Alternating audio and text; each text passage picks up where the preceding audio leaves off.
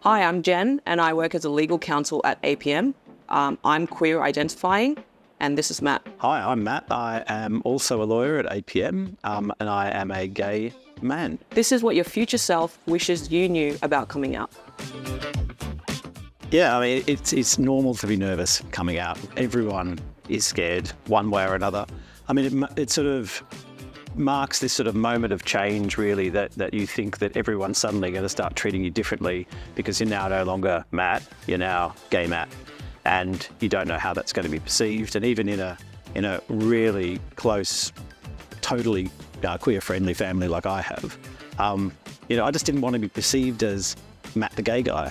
And so it took me quite a few years to come out, and but when I did, it was definitely the best thing to do. Yeah, the nervousness comes from the fact that you don't know how someone's going to respond. Even if you think, yes, they're going to be accepting, or no, they're going to be react terribly about this, you still don't really know how that's going to turn out until you do come out.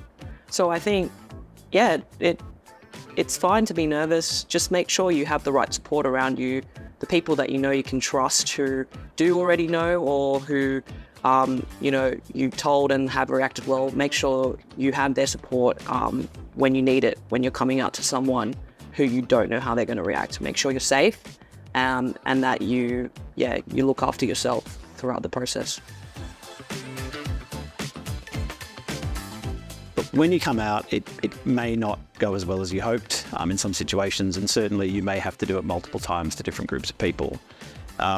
However, I do believe it's important to come out because when you do, you can be your truly authentic self with the people that you trust. If you don't believe that you're going to get the reaction that you deserve, then you should find people who will give you the reaction you deserve, which is to be accepted and treated like everyone else. Yeah, and finding the people that you deserve. It's not a one size fits all.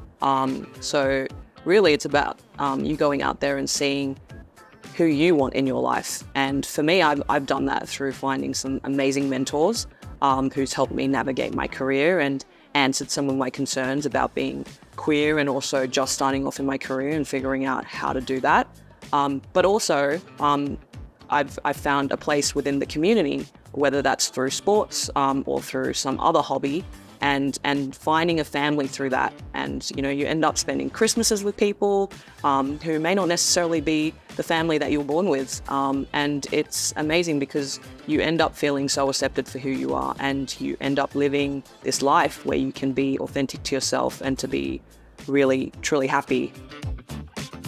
From my experience, when I first came out, it didn't go quite well with my family. And so I was quite lost after that happened.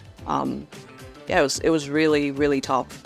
And I was at a stage in my life when I hadn't really had much mental health, professional type services exposure. So I didn't know that there were people out there who could help with this sort of stuff. So I relied a lot on friends initially. And I think that put a big toll on our friendship, on my friendships. But the problem with just solely relying on your friends and your loved ones is that they may not know the best way to help you through these issues. And I think when I became aware that at the time I had access to, mental health support through my uni, and then later on when I started working, having access through EAP programs, that I was able to speak to someone who was professionally trained and who was able to help me through that, and who knew exactly sort of what to say and what to do and how to help me get through that. So I think it made my journey a lot easier because I found that support, and it helped to ensure that, I didn't put that pressure on my family and my loved ones in trying to figure out what was going on.